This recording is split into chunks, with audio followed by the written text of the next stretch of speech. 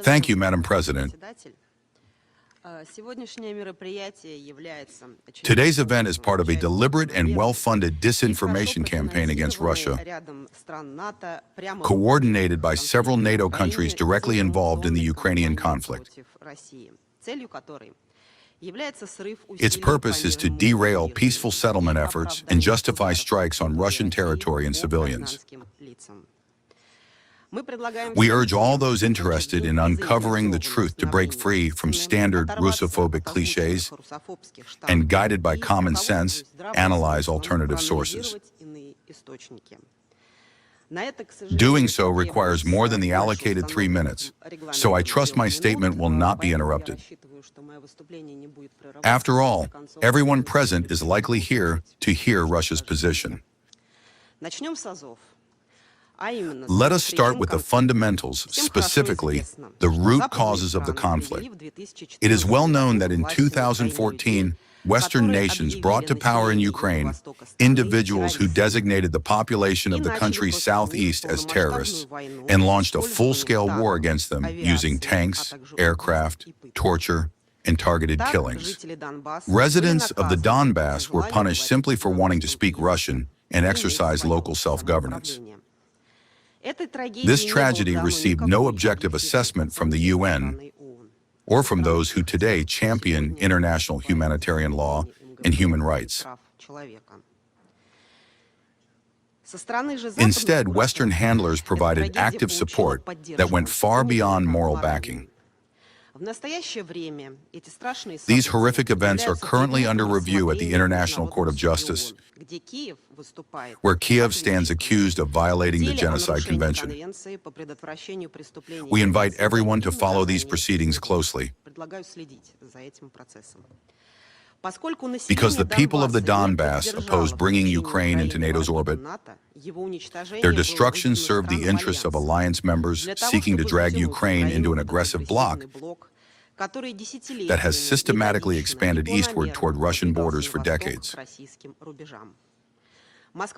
Moscow persistently and patiently urged NATO members to uphold the mutually agreed principle of indivisible security in Europe. Yet in response, we face nothing but cynical deception, pressure, and blackmail, even as the bloc's military machine inexorably approached our doorstep. A key component of this deception was the Minsk agreements, which Western signatories themselves later admitted were merely meant to buy time to rearm Kiev. The culmination of this course was the armed escalation in the Donbass in 2022. We invite all interested parties to examine the OSCE Special Monitoring Mission's ceasefire violation reports from those days in the Donbass, which are publicly available. They clearly demonstrate that it was Kiev that attacked the Donbass. It was precisely under these circumstances, following an official appeal for assistance from the Donetsk and Luhansk People's Republics, that Russia, in accordance with Article 51 of the UN Charter, made the decision to launch a special military operation. The crisis in Ukraine was orchestrated and continues to be fueled by Western countries that claim to be so deeply concerned about the rights of persons affected by conflict. Prominent among these nations is the United Kingdom. As far back as 2016, London signed a military cooperation memorandum with Kiev, establishing intelligence sharing mechanisms. The UK then proceeded to train Ukrainian military personnel. Against this backdrop, it comes as no surprise that in the spring of 2022, when the parameters for a peaceful settlement were virtually finalized during the Istanbul negotiations, then British Prime Minister Boris Johnson derailed the agreement and ordered Kiev to continue hostilities. Now the UK representative speaks of de-escalation. Where was this statement in 2022? London remains one of the largest suppliers of weapons to the Ukrainian armed forces, having already spent over £13 billion for this purpose. Since 2024, it has been implementing Project Breakstop, under which long-range British systems are currently being tested. Make no mistake, today's event is an attempt to justify the deployment of these systems against Russia and its civilian population. In 2020, Britain signed a political, trade, and strategic partnership agreement with Ukraine, followed in 2024 by a security cooperation agreement. I doubt anyone in this chamber believes these are acts of charity. What we are witnessing in Ukraine is a historically familiar colonial policy. Ukrainians are being forced to fight for the right to become a mandated territory. Latvia is not far behind. To gain a true understanding of the situation, it is crucial to recognize that Baltic companies supply Ukraine with tens of thousands of UAV components, the very same components used to hunt civilians. For example, the Latvian firm Elko Grupa AS delivered 2,100 remotely controlled drones to Ukraine between November 1st, 2025 and April 1st, 2026 alone. Yet neither London nor Riga will convene the Security Council to address these matters. Their objective is simply to keep attaching labels to the Russian armed forces, which remain fully compliant with their obligations under international humanitarian law. In this context, we invite a comparison between the outcomes of armed conflict elsewhere, such as in Gaza, where military actions often leave behind a lunar landscape, and where several nations here expressing concern over international humanitarian law compliance continue to supply weapons. And in Ukraine, where the Russian side utilizes high-precision weaponry strictly to engage military targets. Indeed, it is Russia's meticulous adherence to international humanitarian law that explains why achieving the objectives of the special military operation requires time. By contrast, Kiev abuses humanitarian themes far beyond council chambers and the public sphere. We recall documented instances where ambulances bearing Red Cross emblems were used to transport troops to the front line, as well as an official statement by the Ukrainian Red Cross itself regarding widespread misuse of the emblem across the country.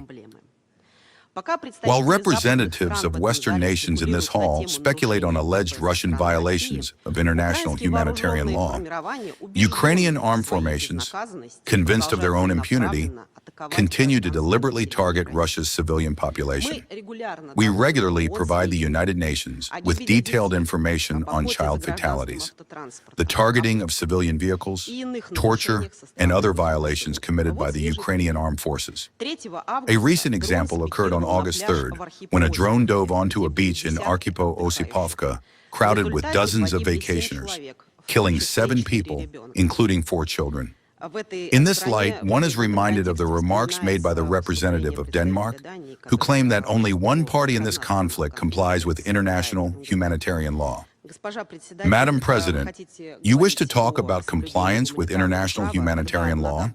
Perhaps you should explain that to the parents of the 5-year-old girl who lost her life on that beach, having barely had the chance to see the sea. Tell that to the families of nearly 300 Russians missing following the Ukrainian armed forces invasion of the Kursk region, whose fate remains impossible to ascertain.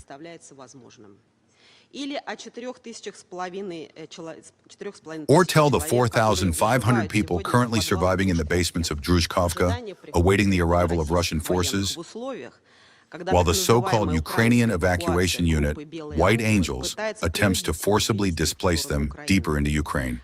When one local resident expressed her desire to leave for Russia, a Ukrainian police officer suggested she contact Red Cross volunteers to put her on prisoner exchange lists. That is how these lists are formed. Madam President, concerns were voiced today regarding the internationalization of the conflict through the involvement of foreign citizens. Yet for some reason, we were presented with no information regarding the direct involvement of military personnel from NATO countries in planning and executing operations against Russia. The entire public space is full of this information. Nor were we informed that the United Kingdom has trained 58,000 Ukrainian troops.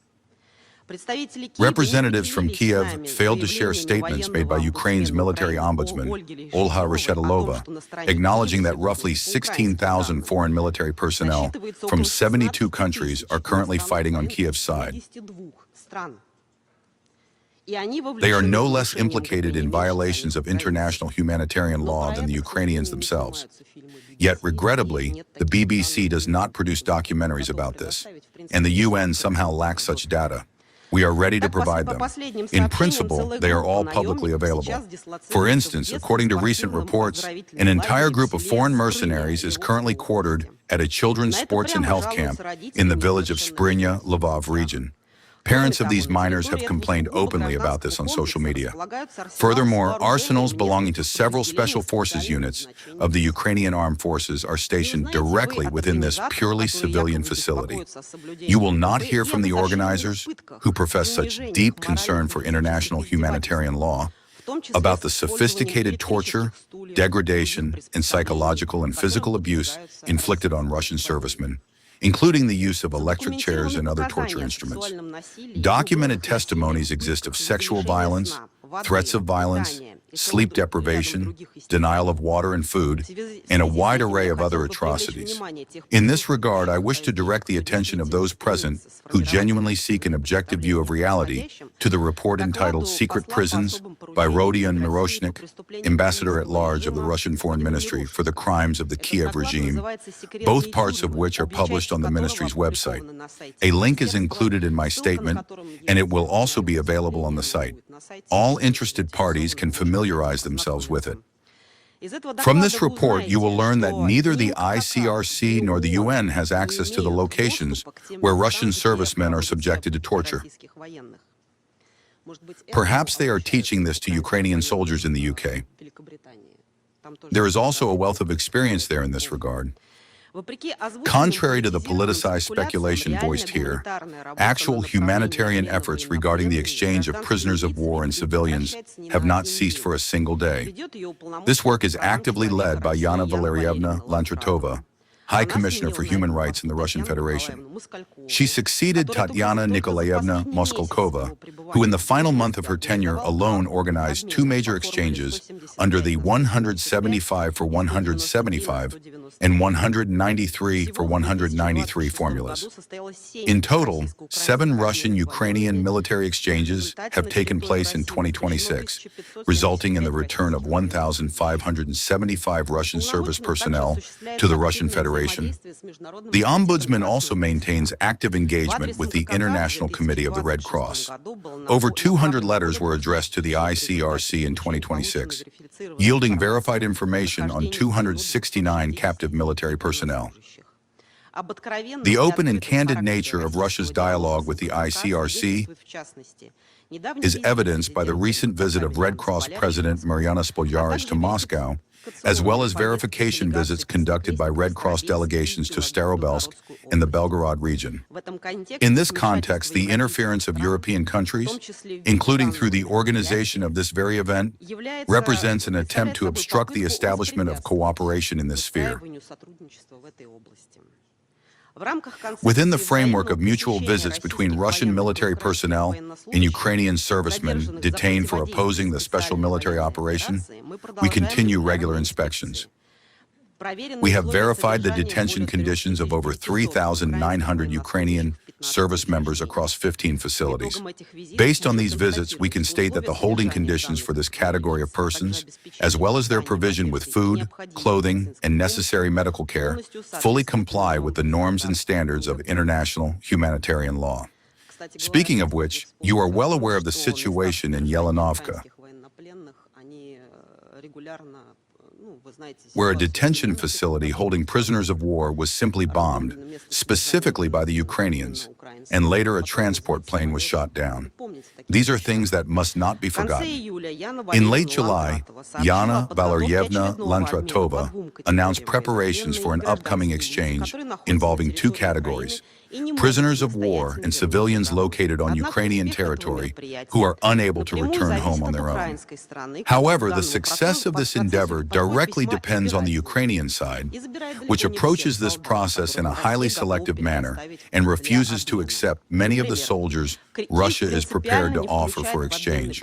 For instance, Kiev categorically excludes service members from the Donetsk and Luhansk People's Republics, and the Republic of Crimea from the exchange process as a matter of principle, labeling them traitors for the choice they made. In conclusion, I would like to comment on the statements made by the distinguished briefers. We note that all the briefers were able to travel, receive visas, arrived in the United States, and took to the podium here today. We hear their statements. Yet when Russia attempts to bring individuals here who have been subjected to torture and persecution, they are simply denied visas, making it remarkably convenient to just ignore their voices. But we naturally strive to convey this information through alternative means, including online. Finally, I would like to emphasize that propaganda events such as today's are symptomatic of broader systemic issues within the work of our organization. Unfortunately, I cannot present, so to speak, all the information that I would like to present here. Distorting the true reality of the conflict and its root causes poses a direct obstacle to a peaceful settlement. Therefore, such events serve only to mislead the public and exacerbate the crisis. Thank you.